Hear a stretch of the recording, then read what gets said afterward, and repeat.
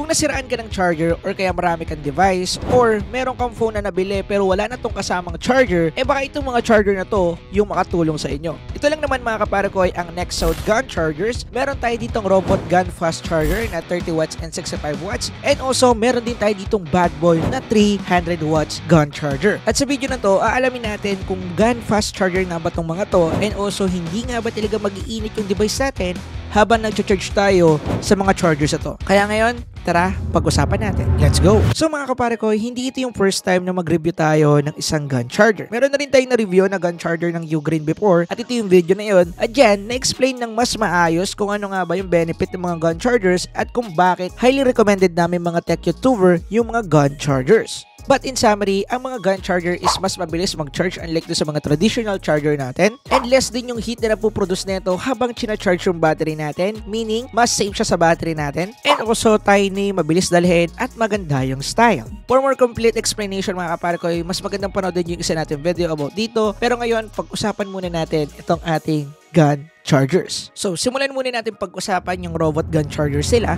Kung makikita ninyo, yung itsura ng tatlong to mga kapare ko ay talagang similar sa Among Us style. Which is yun yung pinakaunang napansin ko nung ginamit ko yung charger na to, at ang cute nila tingnan. By the way, ito nga pala yung 30 watts natin, maliit lang siya, and then nandito rin yung ating isa pang 30 watts na babae yung type. Assume ang cute, and then dito makikita natin na may ribbon siya sa likod. Unlike dun sa isa na yung likod niya is nakalagay 30 watts. And by the way, itong mga 30 watts na to ay recommended to para sa mga iPhone users. So yung mga iPhone users dyan na bumili ng iPhone 14, iPhone 15 na walang kasamang chargers, ay marirecommend ko sa inyo na bumili na lang kayo ng gun chargers unlike doon sa mga silicone chargers natin. Almost magkapresyo lang po sila pero grabe yung benefit ng mga gun chargers. Anyway, yung isa pa ditong robot gun charger is 65 watts. Di hamak dito sa 30 watts and medyo malaki tong 65 watts natin. Ang maganda dito sa 65 watts ay meron na siyang 3 ports. Usually, ito ay binubuo ng dalawang USB-C at isang USB-A ports. At pwede mong gamitin yung tatlong ports ito na magkakasabay. So, ganito yung power distribution niya. So, bali yung USB-C 1 mga kapare ko yung merong max output na 65 watts. Yung USB-C 2 naman is 30 watts. And then yung ating USB-A ay 22.5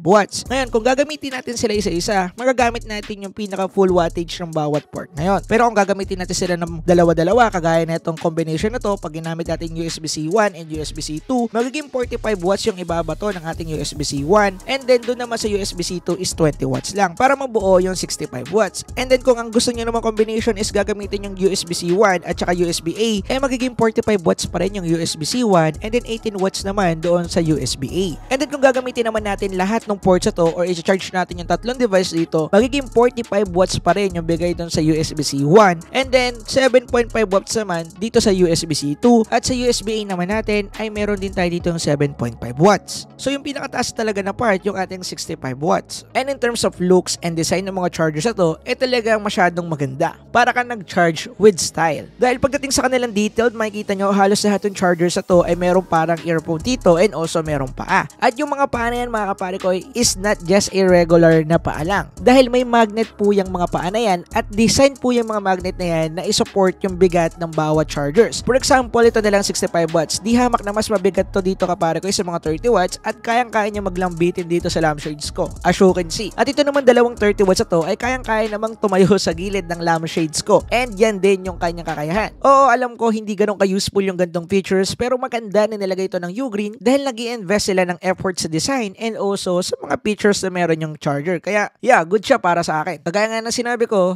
charge with style. Diba? Diba? And speaking of style mga kapare ko, once na nag-charge tayo sa mga gun chargers na to, meron silang pinoproject na different emotions or reactions. So, ito yung mga yon. So, sa 30 watts, meron tayo ditong dalawang reaction. Meron tayo ditong recharging action and then recharge complete action. So, makikita ninyo dito sa recharging, para siyang nakanguso. And doon naman sa completed na yung pag-charge or full charge na kapare ko yung device mo, na lang siya, nakatahimik. As in, gano'n na lang yung mata niya or mata na lang yung nakikita. Which is maganda dahil ma-identify mo na full charge na pala yung device mo, diba? And then pagdating naman sa 65 watts, tatlo naman yung kanyang reactions dito. Meron siya dito kagaya kanina, recharging na reaction and complete charge reaction, at meron pang isa which is yung standby reaction. Meaning kapag sinaksak mo ito kapare ko nang walang nakalagay na kahit ano or hindi ka man na nagcha-charge, naka-standby mode lang siya. Para lang din siya nakanguso na naka-moody yung dating. And then kapag nagcha-charge ka na, medyo yung mata niya magiging masaya na. Parang ganong style. Which is para sa akin, kahit alam ko na hindi ganong ganun ka-useful yung feature na to dahil pwede naman nating i-check kung fully charged na ba yung device natin. Pero para sa akin at sa ibang mga tao, for sure, quite useful pa rin itong features na to dahil subjective naman yung pag-appreciate niyan. Basta ako, ang pinaka nagustuhan ko lang dito is yung pagbibigay ng effort and also ng time ng Ugreen na mag-design ng ganito para sa atin.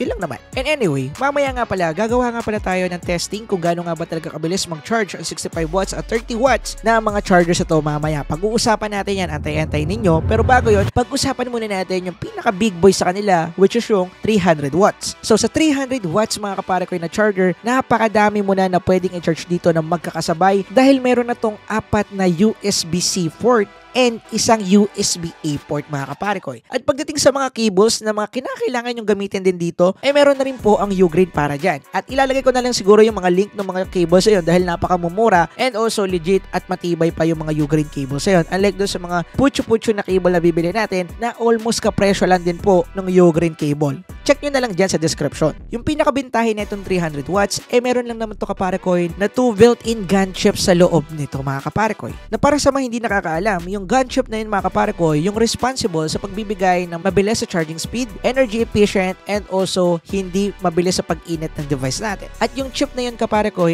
dalawa po ang nasa loob ng gun charger na to. Kaya times 2 yung bilis ng pag-charge dito, times 2 rin yung energy efficiency neto, at lahat ng mga benefit ng paggamit ng gun charger ay magiging times 2 dito sa 300 watts na to. Yun na rin yung reason kung bakit nga na-support yung PD 3.1 new charging speed, kaya mas mabilis talaga mag-charge sa charger na to. Now, pagdating sa power distribution ng gada port sa charger na to, nandito siya mga kapare ko. Unang-una, yung unang-una nating USB-C is 140 watts yan. Yung pangalawa naman na USB-C is 100 watts. Yung pangatlo naman is 100 watts din. And then yung pang-apat is 45 watts. And yung pangalawa naman or yung pinakadulo na USB-A ay 22.5 watts. So ito naman yung power distribution niya kung gagamitin natin yung dalawang ports at saka tatlong ports. As you can see, yung mga wattage na sasabi ko kanina is nasusunod naman. Pero paano kung gagamitin mo na lahat ng mga charging ports ng charger na to? Ganito naman yung magiging power distribution niya. Doon sa unang-unang USB-C, magkakaroon tayo ng 140 watts pa rin. Yung pangalawa naman is magiging 65 watts na lang. Yung pangatlo naman is magiging 45 watts na lang. And then yung pang-apat naman is magiging 20 watts na lang. And then yung USB-A naman na pinakadulo is magiging 22.5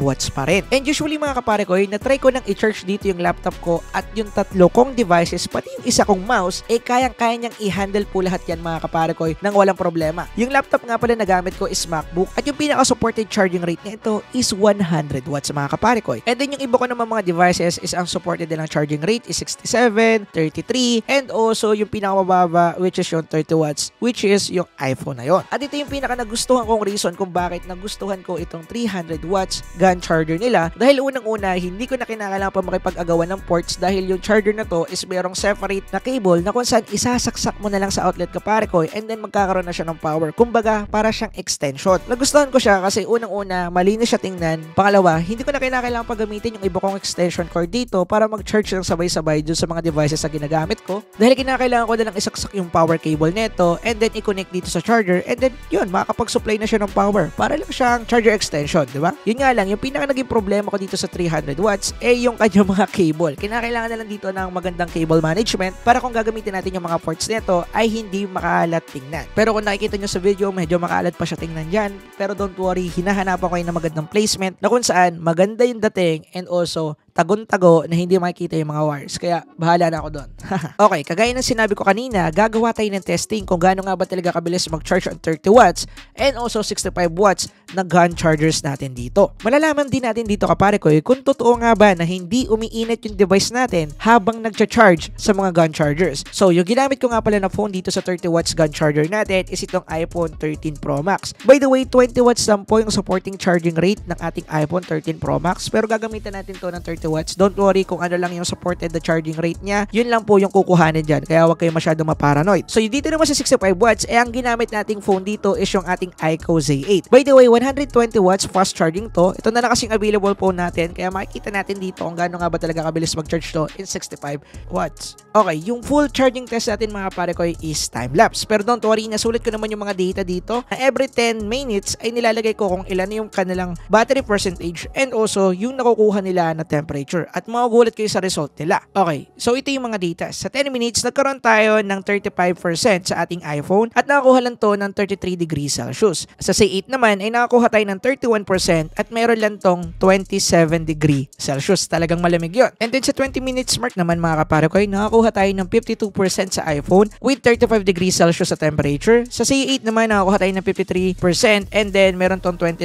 degrees Celsius sa temperature. In 30 minutes mark naman mga kapare ko ay nakakuha tayo ng 67% dito sa ating iPhone at meron tong 35 degrees Celsius na temperature. Sa C8 naman nakakuha tayo ng 75% na merong 29 degree Celsius pa din. As in nagmi-maintain lang siya doon ha. And in 40 minutes mark mga kapare ko ay nakakuha naman tayo ng 78% dito sa iPhone at merong 33 degrees Celsius sa temperature. Samantalang sa C8 naman nakakuha tayo ng 94% na meron pa ring 29 degree Celsius. At na full charge yung Z8 natin mga kapare ko sa 45 minutes mark at nakakuha tayo dito ng 29 degrees Celsius pa din. Talagang malamig yun mga kapare ko at medyo surprising yun. I-explain ko sa inyo mamaya. And then yung iPhone ko naman mga kapare ko ay na full charge sa loob ng 1 hour and 29 minutes at nakakuha tayo ng temperature na 35 degree Celsius lang. So dito mga kapare ko pinapatunayan talaga na mabilis talaga yung charging speed ng mga gun charger. Kasi dito sa Z8 ko, pag charge ko siya using my 120 watts gun charger,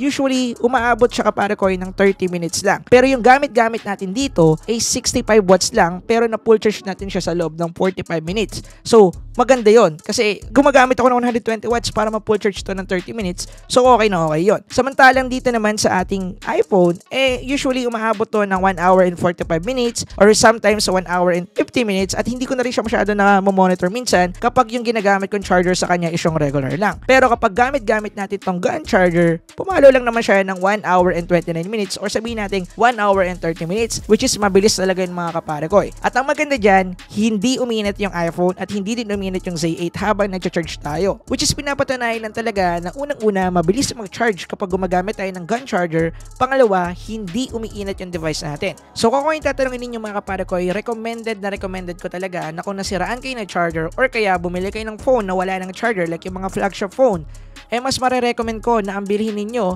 ay isang gun charger. Any brand basta gun charger ay okay. Pero kung ako yung tatanungin ninyo kung ano yung personal na ginagamit kong brand, Ugreen gun charger at saka yung mga gun charger na nakukuha ko sa iba kong mga device na nabibili. Okay, syempre usapang presyo tayo. Ito nga pala yung presyo ng 30 watts at saka ng ating 65 watts. Sa 30 watts natin, meron tayo ditong 699 pesos. By the way, naka-sale sila ngayon ng 82% ng dati 3,000 plus to. And then yung 65 watts naman natin mga pare ko ay dating 4,000 plus, nasa 1,299 pesos na lang po to. At pwede nyo pa itong makuha ng mas mababa if meron kayong vouchers and also kung gagamitin nyo yung code na ilalagay ko dyan sa description.